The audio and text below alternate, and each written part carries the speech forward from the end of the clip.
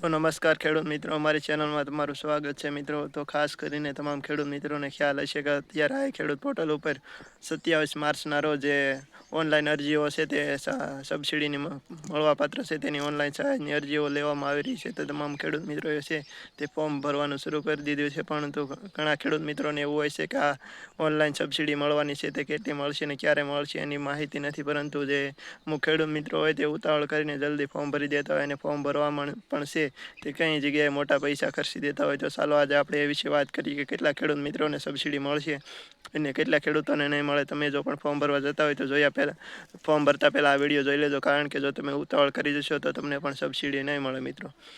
હવે મિત્રો વાત કરીએ કે જે 27 માર્ચથી જે ઓનલાઈન ફોર્મ ભરવાના ચાલુ થયા છે આ ખેડૂત પોર્ટલ ઉપર, તેની અંદર એક સાથે અનેક ખેડૂત મિત્રો છે તે ઉતાવળ કરીને ફોર્મ ભરી રહ્યા છે, જેને કારણે સર્વર પણ ડાઉન થઈ રહ્યું છે અને ઘણા ખેડૂત મિત્રોના ફોર્મ છે તે એક્સેપ્ટ નથી રહેતા, એટલે કે સ્વીકારવામાં આવતા નથી અને નેટવર્ક પ્રોબ્લેમ આવી રહ્યો છે મિત્રો. તો આમાં એવું હોય છે મિત્રો, એક સાથે ગુજરાતના અનેક ખેડૂતો, તમને ખ્યાલ હશે કે જે આવી યોજનાઓ 1 મહિના સુધી પૂરતી હોય તો તમામ ખેડૂત મિત્રો છે તે એક સાથે ફોર્મ ભરતા હોય, જેના કારણે આ ખેડૂત પોર્ટલ ઉપર છે તે અરજીઓ ઘણી આવતી હોય, જેના કારણે છે સર્વર ડાઉન થતું હોય, જેના કારણે છે તે ફોર્મ ભરાતા નથી હોતા મિત્રો. તો ઘણીવાર એવું થતું હોય કે જે અમુક ખેડૂત મિત્રો હોય છે તે ઓનલાઈન કેન્દ્ર ઉપર જાય અને વધુ પડતો સાથ દે છે. ઘણીવાર એવું થતું હોય 500 કે 1000 રૂપિયા હોય તે ઓનલાઈન જે ફોર્મ ભરતા એને દે છે કે ભાઈ મારું ફોર્મ પહેલાં ભરી ગયો, જેથી કરીને મારું ફોર્મ છે તે પાસ થઈ જાય. તો મિત્રો આવું નથી કરવાનું. તમે 500 આપશો કે 1000 આપશો, જો તમારું નામ આવશે તો જ તમને સબસિડી મળવાપાત્ર થશે. એટલે આવી ઉતાવળ કરી અને ખોટી રીતે ફોર્મ ના ભરો અને તમારા પૈસા છે તે વેડફાઈ ના જાય તેનું ખાસ કરીને ધ્યાન રાખો, કારણ કે જે રીતે આવા ઓનલાઈન ફોર્મ ભરતા હોય તેના યોજનાઓ આવે ત્યારે આવો ફાયદો જોઈએ અને પોતે પૈસા કમાઈ જતા હોય અને તમને છે તે સબસિડી પણ મળતી નથી હોતી મિત્રો. તો ખાસ કરીને આ વિડીયો છે પહેલાં તો વધુમાં વધુ ખેડૂત મિત્રોને શેર કરો, કારણ કે ખોટી રીતે પૈસા ના બગાડે.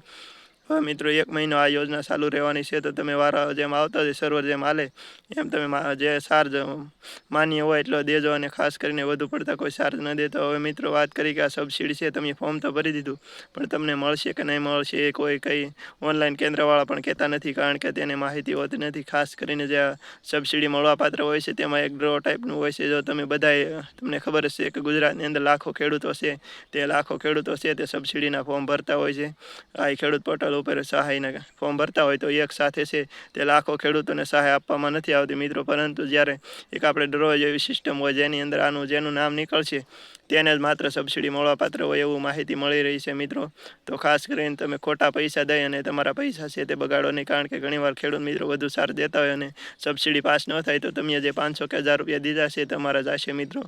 તો જે રીતે વારો આવે ને જે માપસરનો ચાર્જ છે 50 કે 100 રૂપિયા જે ઓનલાઈન કેન્દ્રવાળા લેતા હોય તેટલો ચૂકવજો, અને જો થોડાક દીની વાર લાગે તો તમે મૂંઝાતા નહીં, કારણ કે આ યોજના છે તે 1 મહિનો દિવસ ફોર્મ ભરવાનું ચાલુ રહેવાનું છે.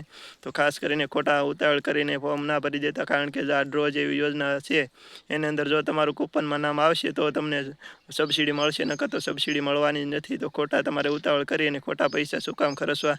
તો ખાસ કરીને આ વિડીયો છે તમામ ખેડૂત મિત્રોને શેર કરો, કારણ કે ખોટી રીતે ઉતાવળ કરી અને પૈસા ના બગાડે મિત્રો. તો વિડીયો કેવો લાગ્યો જરા કોમેન્ટ કરી દો અને તમે ફોર્મ ભર્યું છે કે નહીં એ પણ શેર કરી દેજો. તો આ વિડીયો છે તે વધુમાં વધુ ખેડૂત મિત્રોને શેર કરજો અને અમારી ચેનલને સબસ્ક્રાઈબ કરજો.